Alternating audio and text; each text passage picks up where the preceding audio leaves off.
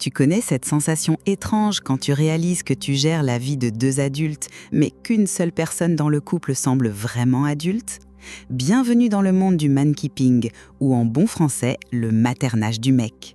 C'est ce moment où tu te retrouves à penser aux rendez-vous médicaux de ton partenaire, à organiser les anniversaires de sa famille, à lui rappeler d'appeler son meilleur ami pour son anniversaire, et même parfois à gérer ses tensions au bureau en lui expliquant ce que son patron voulait vraiment dire. Tu fais tout ça naturellement, presque sans y penser, pendant que lui te remercie d'être tellement organisé ou la meilleure. Le problème n'est pas qu'il soit incapable. Le problème, c'est que tu es devenu sa gestionnaire émotionnelle et sociale sans avoir signé pour ce poste. Et devine quoi? Cette charge invisible que tu portes ne fait pas que fatiguer ton cerveau. Elle étouffe aussi quelque chose de précieux, ton désir. Parce que voilà la vérité que personne ne te dit. On ne peut pas être la maman et l'amante en même temps. Quand ton cerveau est en mode gestion permanente, ton corps passe en mode veille. Le désir n'est pas une machine qu'on allume sur commande. C'est une plante qui a besoin du bon climat pour fleurir. Et le climat « je pense pour deux » ressemble plus à un bureau de ressources humaines qu'à un jardin sensuel.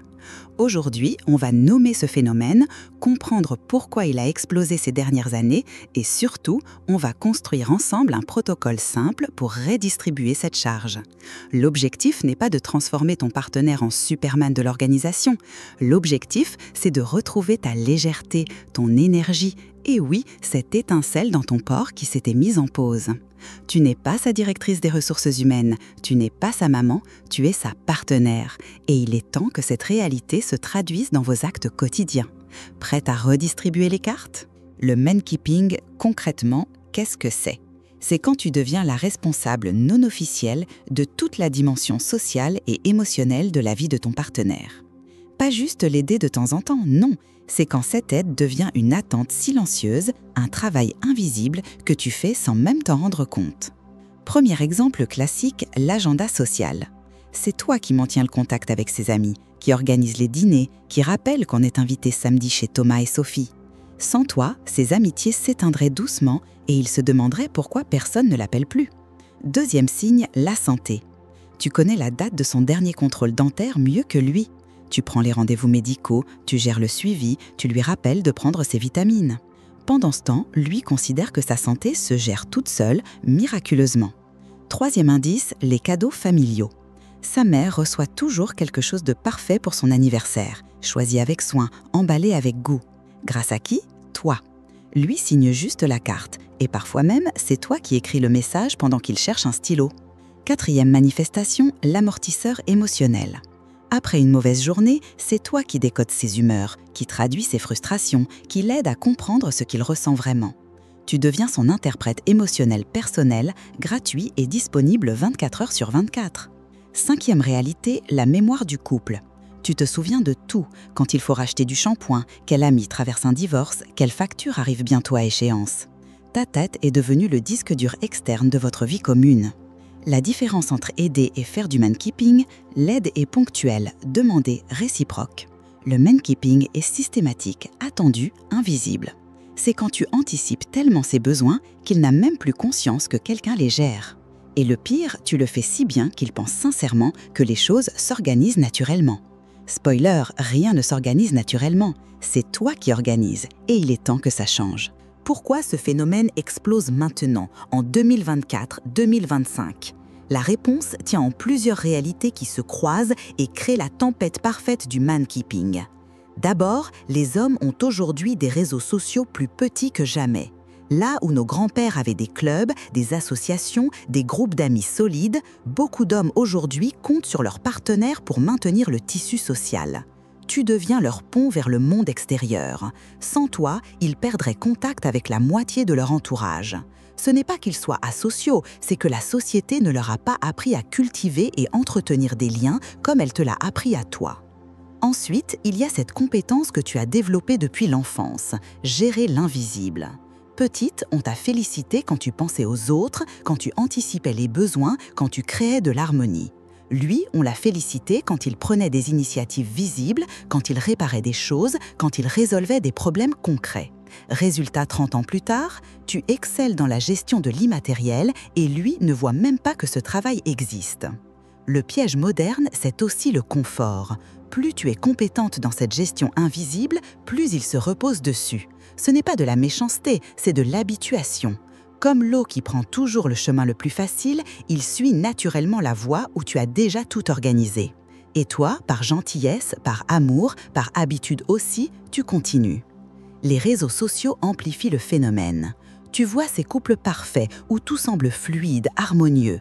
Ce que tu ne vois pas, c'est le travail invisible derrière. Alors tu redoubles d'efforts pour que votre vie ressemble à ces images, sans réaliser que tu portes seul le poids de cette perfection apparente. Le réveil est brutal quand tu réalises que sans toi, rien ne tient. Les anniversaires seraient oubliés, les amitiés s'étendraient, la famille s'éloignerait. Tu es devenu l'architecte invisible d'une vie qu'il pense simplement couler de source. Il est temps de rendre ce travail visible. Parlons de ce qui se passe dans ton corps quand tu deviens la gestionnaire de sa vie. Ton désir n'est pas un interrupteur qu'on allume et éteint. C'est un système sophistiqué qui répond à ton environnement émotionnel, mental et relationnel. Et devine quoi? Quand tu penses pour deux, ton corps tire le frein à main. Le désir féminin est réactif, il répond au contexte. Quand ton cerveau est en mode liste de courses, rappels médicaux et gestion des humeurs, il envoie un message clair à ton corps, ce n'est pas le moment. Comment veux-tu que ton corps s'ouvre au plaisir quand ta tête calcule si vous avez assez de lessive pour la semaine et s'il a bien appelé sa mère pour sa fête? La parentification tue l'érotisme, point final. Quand tu deviens celle qui gère, qui organise, qui rappelle, qui pense, tu glisses inconsciemment dans un rôle maternel. Et le corps ne ment pas. On ne désire pas quelqu'un dont on est devenu la maman. C'est biologique, c'est psychologique, c'est imparable. Plus tu maternes, moins tu désires. Il y a aussi cette fatigue particulière qui vient de la charge mentale. Ce n'est pas une fatigue physique qu'un peu de repos peut réparer. C'est une saturation cognitive qui épuise ta capacité à être présente, à ressentir, à te connecter à tes sensations. Ton cerveau est tellement occupé à gérer le quotidien de deux personnes qu'il n'a plus d'espace pour le plaisir. Le pire, lui ne comprend pas pourquoi tu n'as plus envie. Il pense que c'est la fatigue du travail, le stress, les hormones. Il ne voit pas le lien direct entre le fait que tu gères sa vie sociale et le fait que ton corps se ferme le soir. Pour lui, ce sont deux choses séparées. Pour ton système nerveux, c'est la même surcharge. La bonne nouvelle, ce désir n'est pas mort, il est en veille. Redistribue la charge mentale et tu verras ton corps se réveiller progressivement. Parce que quand tu arrêtes de penser pour deux, tu recommences à ressentir pour toi. Et ça change absolument tout. Pause. Avant d'aller plus loin, on va faire un petit état des lieux ensemble. 3 questions simples pour mesurer où tu en es dans le spectre du man-keeping. Réponds honnêtement, personne ne regarde par-dessus ton épaule. Première question. Si tu arrêtais de gérer l'invisible pendant 2 semaines, est-ce que des choses importantes tomberaient à l'eau? Je ne parle pas de la vaisselle qui traînerait ou du lit mal fait. Je parle des rendez-vous médicaux ratés, des anniversaires oubliés, des factures impayées, des amitiés qui se déliteraient. Si la réponse est oui, tu es probablement la colonne vertébrale invisible de votre vie commune. Et lui ne s'en rend même pas compte. Deuxième question. Est-ce que tu connais mieux son agenda santé que le tien? Sais-tu quand il a vu le dentiste pour la dernière fois, quels médicaments il prend pour ses allergies, quand expire sa carte de sport? Maintenant, retourne la question. Est-ce qu'il sait tout ça pour toi? Si tu gères sa santé mais que lui ne gère pas la tienne, tu n'es pas dans un partenariat. Tu es dans une relation parent-enfant déguisée en couple. Troisième question. Ta tête peut-elle vraiment se reposer? Quand tu es sur le canapé, dans ton bain, avant de dormir, est-ce que ton cerveau continue de tourner avec des rappels, des choses à ne pas oublier pour vous deux, des anticipations de ses besoins? Si ta réponse est « ma tête ne s'arrête jamais », ton système nerveux est en surcharge permanente. Et un système nerveux surchargé ne peut pas accéder au plaisir. C'est physiologique. Si tu as répondu oui à au moins 2 de ces questions, tu es en plein man-keeping. Ce n'est pas ta faute, c'est un piège dans lequel beaucoup tombent par amour, par habitude, par gentillesse. Mais maintenant que tu le vois, tu peux choisir de changer la donne. Dis-moi en commentaire combien de oui pour toi et surtout, quelle question t'a fait le plus tilter. Parce que nommer, c'est déjà commencer à transformer. Il y a une différence énorme entre « je ne sais pas encore faire » et « je préfère que tu le fasses ». L'incompétence instrumentalisée, c'est quand quelqu'un joue la carte du « je suis nul pour ça » pour éviter de prendre sa part. Et soyons honnêtes, tu l'as déjà entendu cette phrase, mais tu le fais tellement mieux que moi. Premier test pour distinguer les deux, la démonstration inversée. Propose-lui de lui montrer comment faire quelque chose une fois, puis de le laisser faire la fois suivante. S'il fait des erreurs volontaires, s'il oublie systématiquement les étapes, s'il fait exprès de mal faire pour que tu reprennes la main, c'est de l'incompétence instrumentalisée. S'il essaye vraiment, prend des notes, pose des questions, c'est de l'apprentissage. Deuxième test, la boucle d'apprentissage sur 7 jours. Choisis une tâche simple mais importante, comme gérer les rendez-vous médicaux de la famille. Montre-lui le système une fois, puis laisse-le gérer pendant une semaine complète. Pas de rappel, pas de vérification, pas de filet de sécurité. S'il assume et apprend de ses erreurs, c'est qu'il peut. S'il laisse tout tomber en espérant que tu rattrapes, c'est qu'il ne veut pas. Troisième test, la posture émotionnelle. Quand il rate quelque chose, observe sa réaction. Est-ce qu'il assume et cherche à réparer ou est-ce qu'il se victimise pour que tu le consoles et que tu répares à sa place? Un adulte qui apprend assume ses erreurs. Un adulte qui instrumentalise son incompétence transforme ses échecs en ta responsabilité. La fiabilité que tu cherches ne demande pas la perfection, elle demande de la constance et de l'effort. Un partenaire qui prend vraiment sa part fera des erreurs, mais il les corrigera lui-même. Il demandera comment mieux faire, pas que tu le fasses à sa place. Action immédiate. Choisis une tâche que tu fais toujours, explique-la une fois clairement, puis lâche complètement les rênes pendant 2 semaines. Aucune intervention, aucun rappel. Les conséquences naturelles lui apprendront plus que 1000 répétitions de ta part. S'il veut vraiment apprendre, il apprendra. S'il compte sur ton filet de sécurité, il est temps qu'il découvre que le filet a disparu. Le man-keeping a aussi une dimension financière qu'on ne nomme jamais. Quand tu deviens la gestionnaire de sa vie, tu deviens souvent aussi la comptable invisible du couple. Et ça coûte cher dans tous les sens du terme. D'abord, il y a tous ces achats que tu fais naturellement pour maintenir la machine sociale en marche. Les cadeaux pour sa famille, c'est toi qui les achètes avec votre argent commun, mais c'est toi qui y penses, qui cherche, qui choisit. Les abonnements qu'il utilise mais que tu gères, les courses supplémentaires pour les dîners avec ses amis que tu organises. Ton temps de recherche, de comparaison, de gestion, personne ne le comptabilise. Pourtant, si tu facturais ces heures de travail invisibles au tarif d'une assistante personnelle, le montant te donnerait le vertige. Ensuite, il y a ce phénomène plus sombre, les petits secrets financiers. Quand un partenaire ne gère rien, il perd aussi la notion des flux d'argent. Il ne sait pas combien coûte vraiment votre vie, alors il dépense sans mesurer l'impact. Ce petit achat par-ci, cette souscription par-là, ce resto avec les collègues qu'il oublie de mentionner.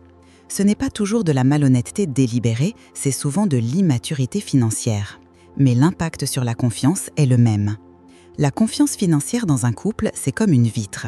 Chaque petit secret, chaque omission, c'est une micro-fissure. Au début, on ne les voit pas. Mais un jour, toute la vitre se brise et on se demande comment on en est arrivé là. Les petites dépenses cachées d'aujourd'hui deviennent les grosses disputes de demain. Le plus pervers, comme tu gères tout, tu deviens aussi responsable de l'équilibre financier.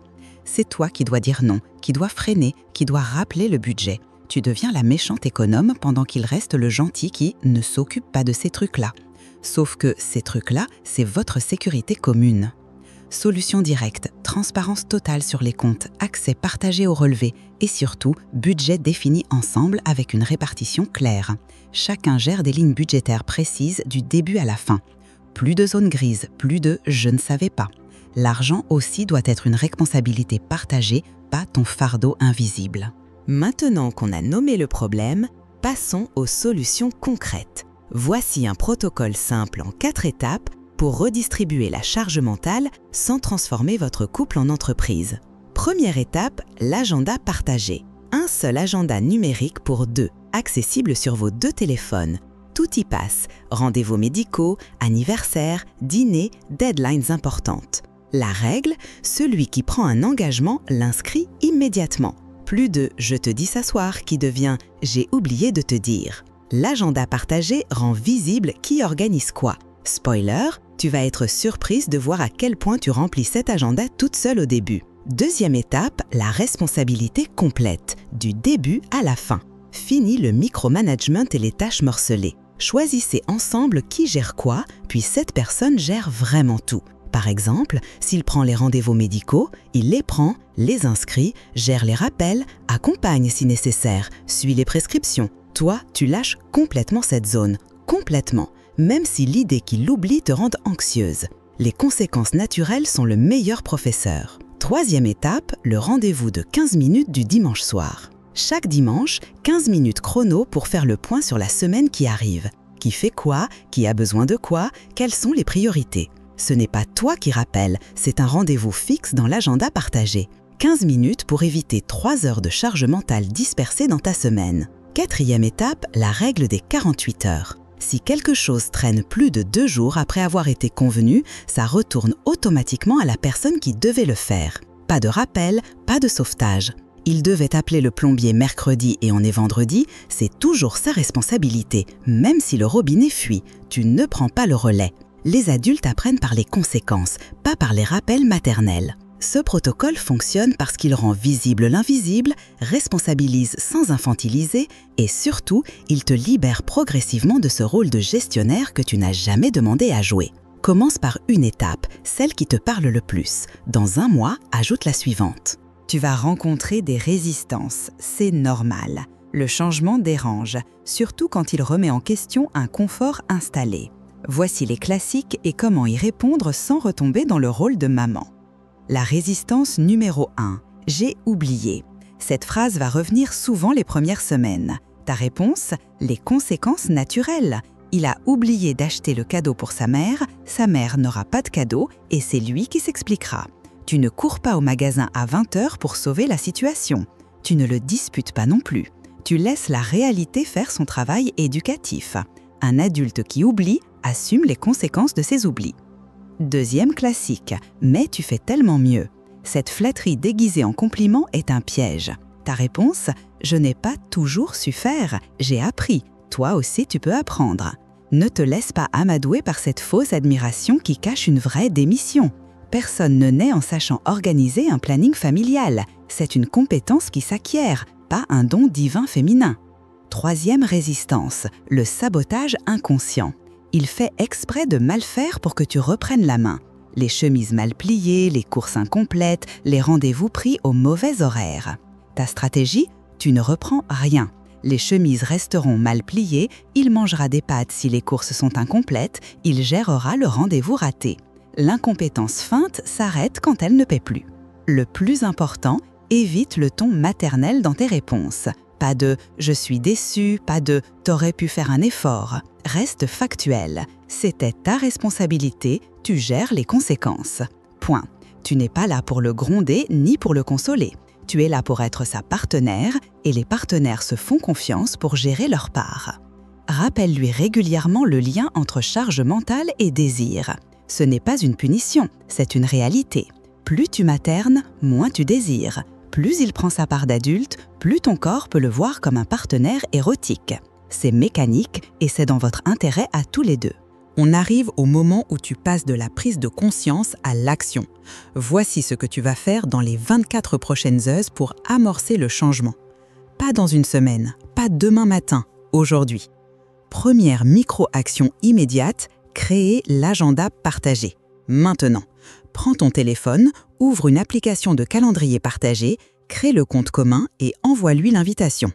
Ensuite, et c'est crucial, tu y inscris uniquement tes propres engagements. Pas les siens. Les siens, c'est à lui de les rentrer. Ce simple geste rend visible qui organise quoi dans votre vie. Tu vas probablement voir un agenda très rempli de ton côté et très vide du sien. C'est normal, c'est le point de départ. Deuxième action pour cette semaine, demande-lui d'initier un moment de plaisir partagé dans les 7 prochains jours. Pas toi qui suggère et lui qui suit. Lui qui propose, organise et concrétise. Un dîner, une balade, un massage, peu importe. L'important, c'est qu'il prenne l'initiative du début à la fin. Qu'il ressente ce que ça fait de créer activement du plaisir dans le couple, au lieu d'attendre que tu orchestres tout. Troisième geste symbolique, choisis une tâche que tu fais toujours et annonce que tu arrêtes. Une seule pour commencer. Par exemple, à partir d'aujourd'hui, je ne gère plus les rendez-vous avec ta famille. Dis-le calmement, sans reproche, comme une information. Puis, tiens parole. Quoi qu'il arrive, tu ne reprends pas cette tâche. C'est ton acte de démission du poste de gestionnaire que tu n'as jamais postulé. Le changement ne sera pas instantané. Il y aura des ratés, des oublis, peut-être même des disputes. C'est le prix de la transition vers un vrai partenariat. Mais souviens-toi, chaque fois que tu résistes à l'envie de reprendre le contrôle, tu investis dans votre futur. Un futur où tu es sa partenaire, pas sa maman. Un futur où ton désir a de l'espace pour respirer. Un futur où vous êtes deux adultes qui construisent ensemble. Alors, quelle tâche vas-tu lâcher aujourd'hui ? Écris-le dans les commentaires, rends-le réel. Et souviens-toi, tu n'es pas sa directrice des ressources humaines, tu es sa partenaire. Et ça change tout.